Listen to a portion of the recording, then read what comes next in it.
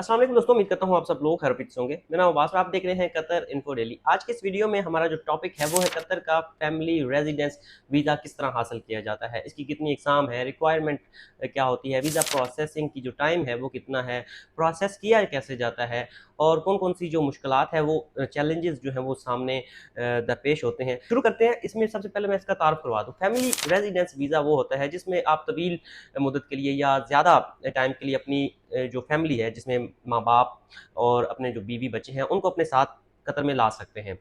उसमें 2 एग्ज़ाम है इस वीज़े की। इसमें सबसे पहला जो है फैमिली विज़िट वीज़ा है और दूसरा जो है वो family residence visa. Family visit visa जो है वो शॉर्ट टर्म के लिए होता है। 1 महीने की वीज़ा पे आप अपनी फैमिली को विज़िट करवा सकते हैं कतर में और उसको एक्सटेंड करवा कर आप 3 महीने तक भी ले जा सकते हैं और बाज़ औक़ात में 5 महीने तक भी ये चला जा सकता है, उसकी डिफरेंट जो है शराइत होती है।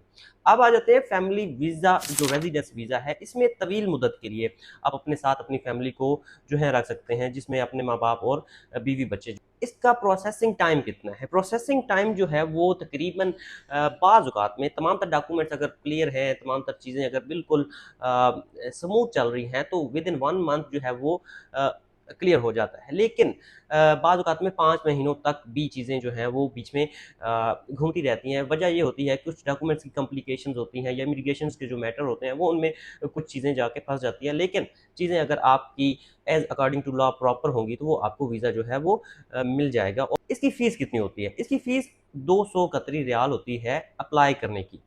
अब आ जाते हैं इसकी शराइत रिक्वायरमेंट। अहम शराइत जो ज़रूरी है, वो सबसे पहली ज़रूरी ये है कि जिसने स्पॉन्सर करना है, जिसने अपनी फैमिली यहाँ पर बुलवानी है, वो कतर का खुद वैलिड रेज़िडेंस परमिट जो है, कतर आईडी जो है वो वैलिड होनी चाहिए, एक्सपायर नहीं होनी चाहिए क्योंकि एक्सपायर होगी तो वो ये तमाम तर प्रोसेस कर ही नहीं सकेगा, ना ऑनलाइन ना इमिग्रेशन के थ्रू। और उसके साथ ही साथ सैलरी कितनी है? दूसरा जो मेन क्वेश्चन किया जाता है, कम से कम सैलरी कितनी होनी चाहिए? इस सैलरी के टॉपिक पे, सैलरी के पॉइंट पे मैं 3 से 4 स्टेप में ये चीज़ें आपको समझाऊँगा। कम से कम सैलरी 10,000 कतरी रियाल होनी चाहिए उस शर्त में कि अगर आपको कंपनी जो है जो भी आपका जिसके साथ आप काम करते हैं आपको रिहाइश मुहैया नहीं करती, आपने खुद रिहाइश जो है उसका बंदोबस्त करना है तो आपकी सैलरी जो है वो 10,000 कतरी रियाल होना ज़रूरी है। अगर आपको कंपनी दूसरा पॉइंट अगर आपको कंपनी रिहाइश देती है तो आपको आपकी जो सैलरी है वो 6,000 कतरी रियाल से 7,000 कतरी रियाल के दरमियान भी होगी तो आपको वीज़ा मिल जाएगा। लेकिन आपको उस रिहाइश जो कंपनी ने प्रोवाइड की होगी उसका सबूत देना होगा वीज़ा अप्लाई करते वक़्त। उसके बिल्स होते हैं, उसका एक कॉन्ट्रैक्ट होता है, तमाम एक पेपर होता है जो कंपनी की तरफ से प्रोवाइड किया जाता है, वो डॉक्यूमेंट्स के साथ सबमिट करवाया जाता है। तो और तब जाके अगर आपकी सैलरी की रेंज जो है वो 6,000 कतरी रियाल है, 7,000 कतरी रियाल है या उससे भी थोड़ी कम है, 5,000 से ऊपर है तो मिल जाएगा। लेकिन अगर आपकी सैलरी जो है वो 5,000 कतरी रियाल से 6,000 कतरी रियाल के दरमियान है, तो आप फैमिली को विज़िट वीज़े पे बुला सकते हैं, लेकिन तवील मुद्दत का जो वीज़ा है, रेज़िडेंस वीज़ा है, उस पे आप नहीं बुला सकते। वजह ये है कि आपको जो कंपनी की तरफ से रिहाइश अकोमोडेशन का जो प्रोसेस है, वो नहीं किया जाता। अच्छा, तीसरा अहम टॉपिक जो है वो आपको जो वीज़ा प्रोसेसिंग के टाइम रिहाइश अगर कंपनी की तरफ से मिली है, तो उसका एक प्रॉपर किरायानामा, मकान वगैरह का जो मुआयदा है, वो आपको मुहैया करना होगा। चौथे नंबर पर अहम पॉइंट ये है कि जो आपके वालिदैन हैं या आपके बीवी-बच्चे हैं, उनके साथ अपना रिश्ता साबित करना होता है। रिलेटिव्स मतलब अगर आप शादीशुदा हैं तो मैरिज सर्टिफ़िकेट है और आपके अगर बच्चे हैं, तो उनके बर्थ सर्टिफ़िकेट्स जो हैं वो तस्दीक होने चाहिए, अटेस्ट शुदा बर्थ सर्टिफ़िकेट्स भी और जो उनके अ, मैरिज सर्टिफ़िकेट वो भी अटेस्ट होने चाहिए। अच्छा, 5वें नंबर पर कंपनी की तरफ से एनओसी भी अगर आपको मिल जाए और समटाइम इमिग्रेशन जो है वो ये डिमांड करती है कि कंपनी से एनओसी लेकर आएँ कि क्या उसने आपको नॉन ऑब्जेक्शन सर्टिफ़िकेट दे दिया है कि आप अपनी फैमिली जो है वो यहाँ पर ला सकते हैं।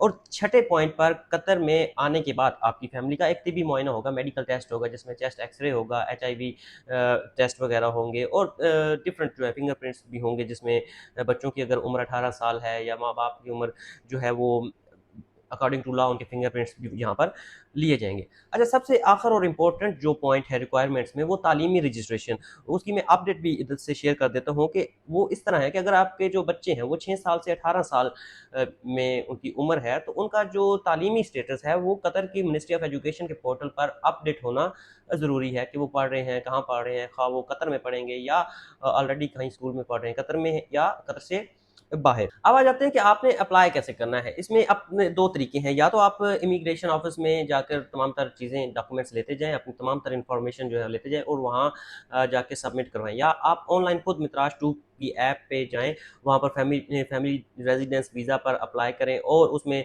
पहले शुरू में तमाम तर इन्फॉर्मेशन दें, उनकी पैदाइश, उनके साथ क्या रिश्ता है और उनके पासपोर्ट वगैरह, वो आप उनके नंबर्स जो हैं वो पुट करेंगे। दूसरे नंबर फिर दस्तावेज़ात जो हैं अपलोड करें, डॉक्यूमेंट्स अपलोड करें।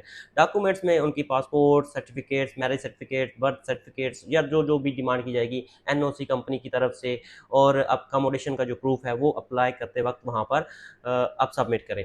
फिर लास्ट पे होगा यूँ कि ये तमाम तर डॉक्यूमेंट्स जो हैं उनकी वेरिफ़िकेशन का मरहला शुरू हो जाएगा। वेरिफ़िकेशन के बाद आपको वीज़ा जो है वो अप्रूव किया जाएगा। अगर अप्रूव हो जाता है तो फ़ीस डिमांड की जाएगी, 231 रियाल या उसकी तमाम तर जो फ़ीस होगी वो वीज़ा फ़ीस पे करने के बाद आपको वीज़ा नंबर जारी कर दिया जाएगा। जब वीज़ा नंबर जारी कर दिया जाएगा तो उसके बाद आपकी फ़ैमिली जो है वो कतर में आ सकती है, दाखिला कर सकती है। कतर में फ़ैमिली आने के बाद उनका जो मेडिकल टेस्ट मैंने कहा है उसमें वो ज़रूरी होगा, क्योंकि कतर आईडी का प्रोसेस करना होगा। आप अपनी तमाम तर फ़ैमिली मेंबर्स का जो मेडिकल बुक करेंगे, तो वो पे करने के बाद वन बाय वन आप अपने तमाम तर फैमिली मेंबर्स की बायोमेट्रिक करवाएँगे, उनका जो मेडिकल टेस्ट करवाएँगे, और ये तमाम तर मेडिकल रिपोर्ट्स जो हैं वो ऑलरेडी मित्राज 2 के साथ अटैच होती हैं, वो वहाँ पर आपको एसएमएस के थ्रू भी जो है वो अपडेट कर सकते हैं। अब जब तमाम तर मेडिकल रिपोर्ट्स और उनसे मंजूरी मिलने के बाद आपकी जो कतर आईडी है तमाम तर फैमिली मेंबर्स की, वो फ़राहम कर दी जाएगी और उसके जो डिलीवरी चार्जेज़ उसमें इंक्लूड होंगे, वो है 20 रियाल। ये हो गया आपका प्रोसेसिंग और रिक्वायरमेंट्स मैंने आपको बता दी, प्रोसेसिंग टाइम भी मैंने आपको बता दिया, फ़ीस भी बता दी। अब इसमें आ जाते हैं कि चैलेंजेज़ क्या होते हैं, इसमें आपको कहाँ पे वीज़ा जो है रिजेक्ट होने के चांसेज़ होते हैं। वो ये कि आपके दस्तावेज़ात जो हैं अटेस्ट होना बहुत ज़रूरी है। अटेस्ट नहीं है, या आप बिना अटेस्ट के आप तमाम तर डॉक्यूमेंट्स जो हैं वो अपलोड कर रहे हैं, तो जो मिनिस्ट्री है वो उसको अ, अप्रूव नहीं करेगी। अच्छा, फिर अगर मित्राज 2 पे ऑप्शन नहीं मिलता, आपको नज़र नहीं आता कि फैमिली रेज़िडेंस वीज़ा का ऑप्शन ही नहीं है, तो फिर वहाँ पे आपको अपना जो वीज़ा स्टेटस है वो चेंज करना होगा, जो कॉन्ट्रैक्ट स्टेटस है वो चेंज करना होगा, तब जाके आपका वो वहाँ पे शो होगा। अच्छा, फिर तमाम तर ऑप्शंस के बाद लास्ट ऑप्शन में अगर वीज़ा अप्रूव होने में टाइम लग रहा है और वीज़ा जो है वो डिले हो रहा है, तो आप इसके दौरानिया में भी कतर में आप फैमिली का विज़िट वीज़ा जो है अप्लाई कर सकते हैं, और जब वो यहाँ पर हों और in the meanwhile visa approve हो जाता है, फैमिली रेज़िडेंस वीज़ा, तो वो आप तमाम तर प्रोसेस को कंटिन्यू कर सकते हैं। तो इस तरह आप अपनी फैमिली को कतर में अपने साथ बुला सकते हैं। मज़ीद अगर कोई भी कन्फ्यूज़न हो तो आप इस वीडियो में कमेंट में आप पूछ सकते हैं, मैं आपको मज़ीद गाइड करूँगा। मिलते हैं नेक्स्ट वीडियो में, शुक्रिया, खुदा हाफ़िज़।